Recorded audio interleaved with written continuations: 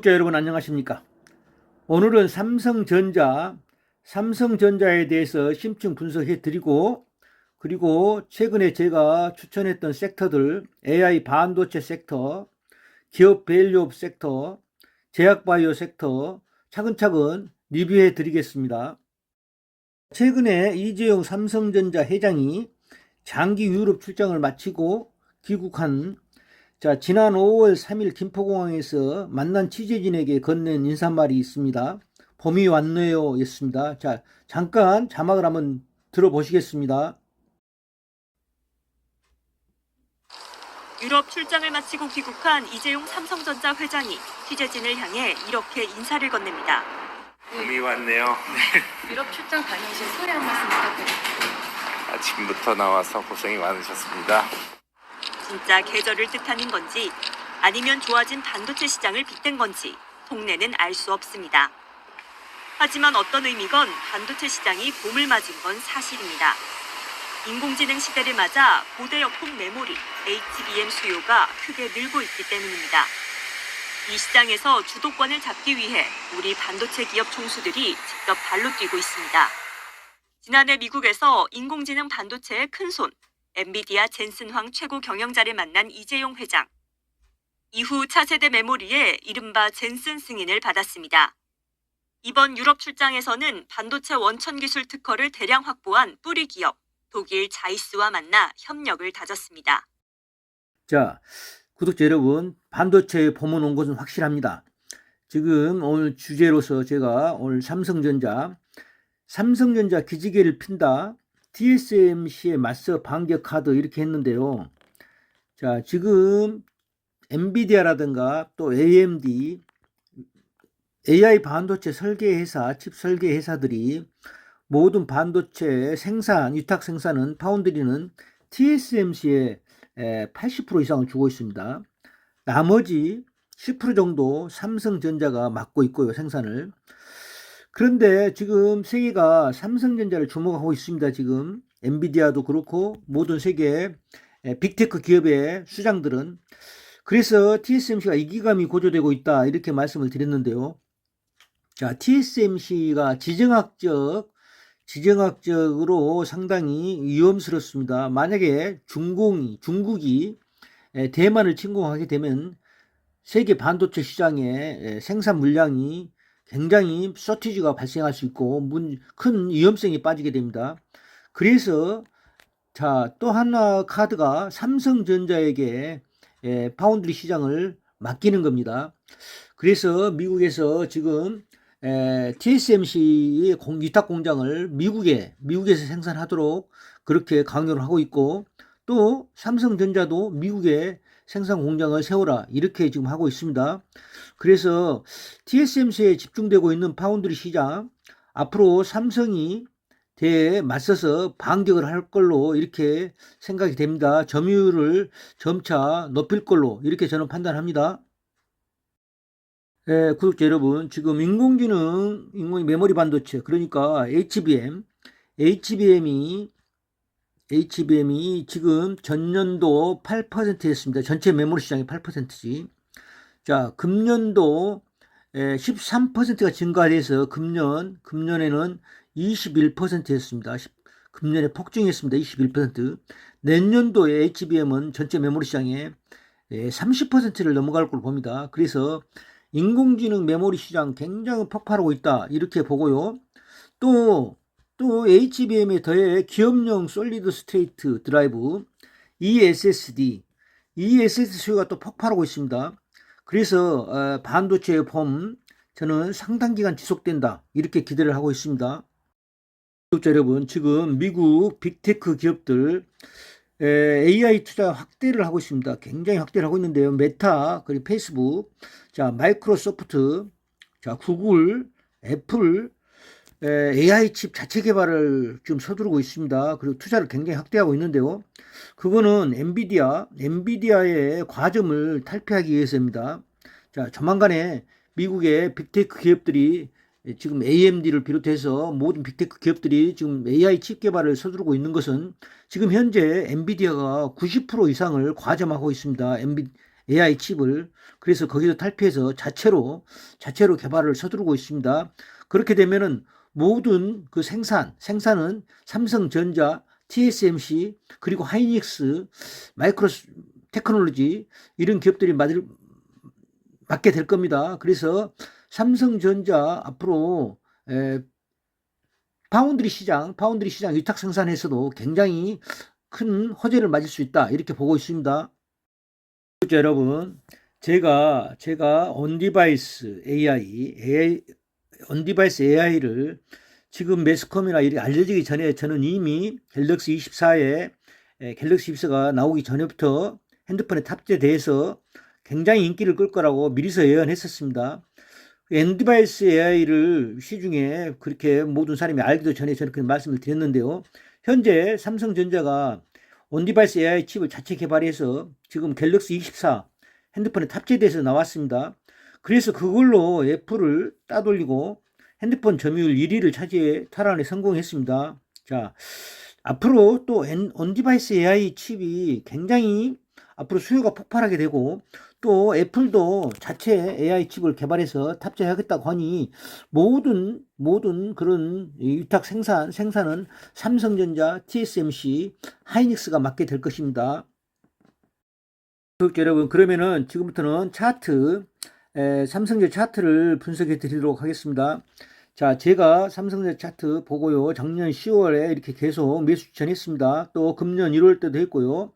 또 쭉 박스를 그릴 때도 박스 속에 있을 때도 제가 눌림목에서 매수해야 된다 이렇게 계속 강조했고요. 최근에 지금 세계 글로벌 시장이 안 좋아져서 또 금리 인상 또 뭐 전쟁 그런 것을 급락했을 때도 제가 강력 매수 추천했습니다. 그래서 지금 현재 이런 박스권에서 지금 탈피를 했다가 다시 박스권 속으로 들어올 수가 있는데요. 저는 지금부터는 강력 추천 매수다. 저는 이렇게 봅니다. 그리고 전 고점 86,000원 돌파한다. 저는 그렇게 생각합니다. 자, 구독자 여러분, 지금부터는 그제 이틀 삼성전자가 좀 조정을 보였습니다만은 이럴 때 매수를 해야 된다고 저는 강력히 추천합니다. 자, 구독자 여러분, 제가 늘 말씀드렸지만 삼성전자를 밸류체인을 가지고 있는 하도급사 개별 기업들, 자, 그제 삼성전자가 조정을 보임에 따라서 삼성이 약간 조정을 보였습니다. 밸류체인을 가지고 있는 개별 종목들 굉장히 크게 낙폭이 컸습니다.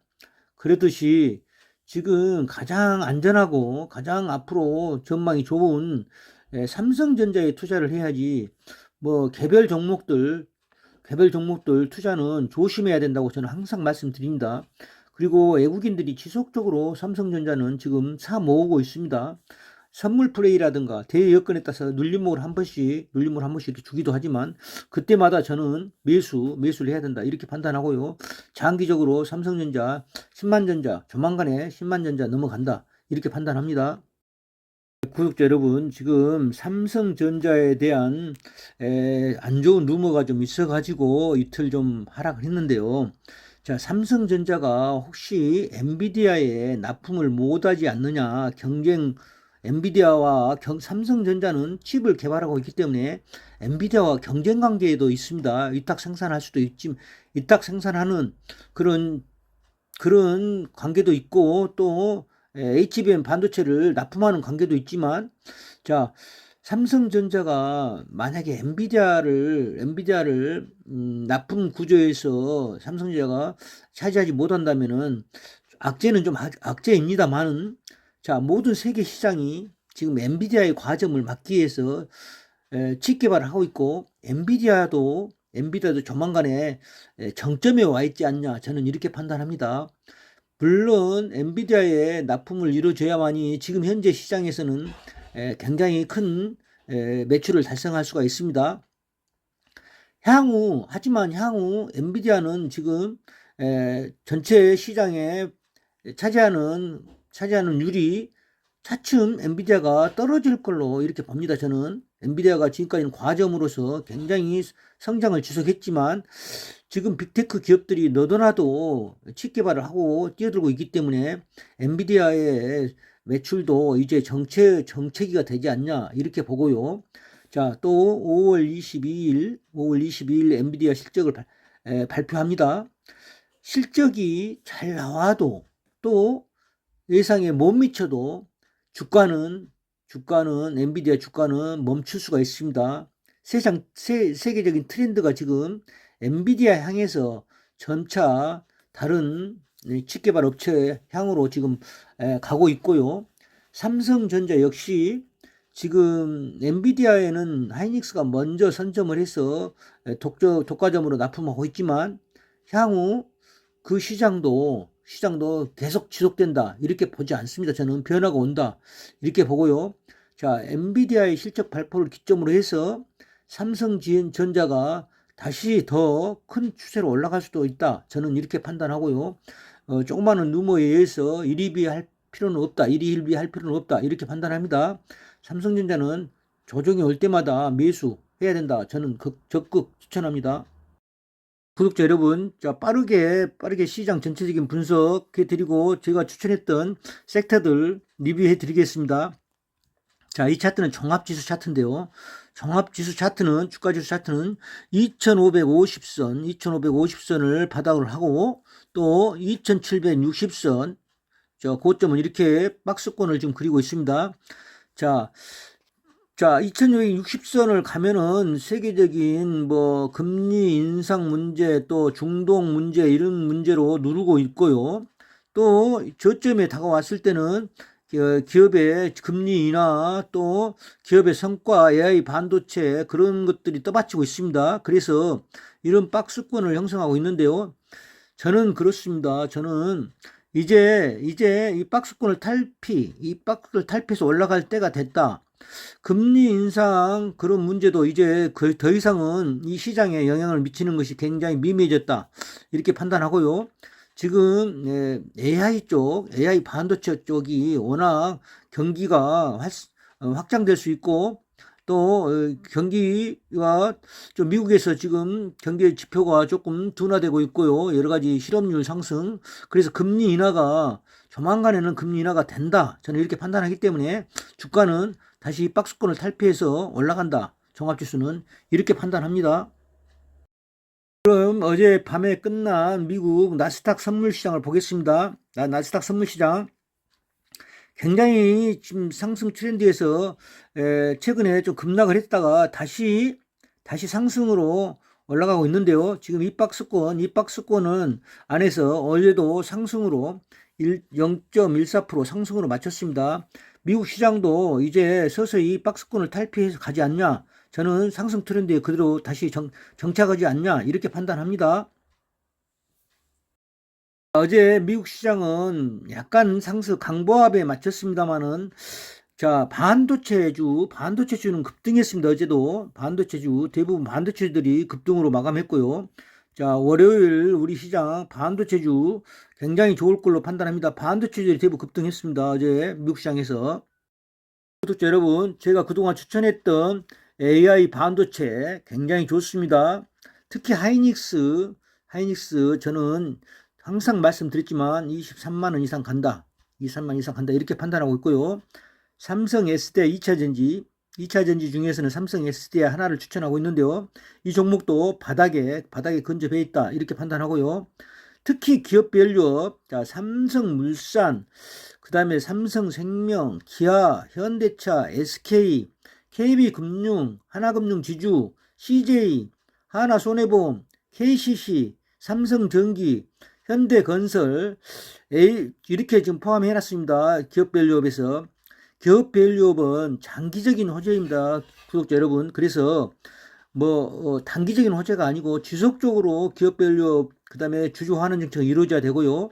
기업이 매출이 증대되고 이익이 증대됐을 때는 주주환원을 해야 된다고 이렇게 강력히 정부가 권하고 있고 선진국 시장으로 가려면은 기업밸류업은 지속돼야 된다 이렇게 봅니다. 특히 금융주 한번 보겠습니다. KB금융 차트 굉장히 좋습니다. KB금융 차트 전고점을 지금 돌파를 했습니다. 전고점. 그래서 굉장히 좋다. 이렇게 판단하고 있습니다. 또 그리고 하나금융지주 마찬가지입니다. 하나금융지주. 자, 이번에는 CJ가 어제 굉장히 9.56% 폭등했는데요. 제가 그 전에 영상에서 CJ 기업밸류업으로 포함시키고 관심 있게 봐야 된다고 했었는데요. 어제 폭등했습니다. 자, CJ 차트를 한번 보겠습니다. CJ 차트인데요. 제가 CJ를 포함시킬 때 여기서 포함시켰습니다. CJ를. 자, 기업밸류 포함시켰고요. 관심 있게 봐야 된다고 했는데 이제 드디어 박스권을 탈피하자마자 큰 폭으로 올랐습니다. 자, 오르는 특별 급등한 사유가 있습니다. 사유가 CJ그룹에서 CJ가 지배주주다, 대표주주다, 주주환원 정책을 할 수 있다, 또 승계 작업을 할 수 있다. 그러려면은 여러 가지. 자, CJ도 이제 이재현 회장에서 자식으로 승계를 하려면은 여러 가지 시나리오가 있습니다. 자, 올리브영이 실적이 폭증하고 있습니다. 올리브영이 비상장 주식입니다. 지금 화장품 굉장히 올리브영에서 매출이 급증하고 있고요. 그래서 올리브영을 상장시키지 않냐. 이런 시나리오가 있고요.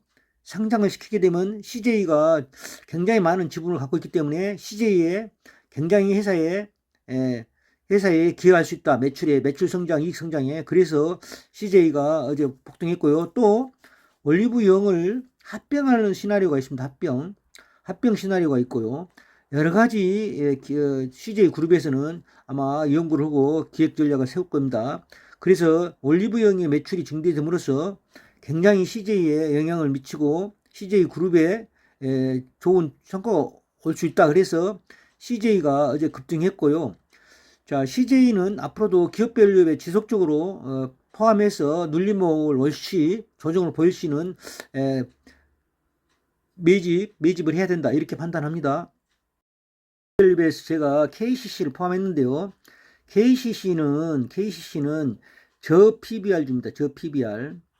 지금 KCC가 보유하고 있는 자산 가치, 삼성물산을 비롯해서 어마어마한 주식을 가지고 있습니다. 그것들이 전부 급등을 해서 자산 가치가 어마어마하게 높다. 그래서 지금 KCC는 저 PBR, 저 자산, 저 평가 받고 있다. 이렇게 평가를 받고 있다 해서 지금 박스권을 탈출했는데요. 박스권. 장기적으로 봤을 때는 굉장히 좋다. 저는 이렇게 봅니다. 장기적으로. 자, 주봉 차트로 봐도 크게 오른 것이 없습니다.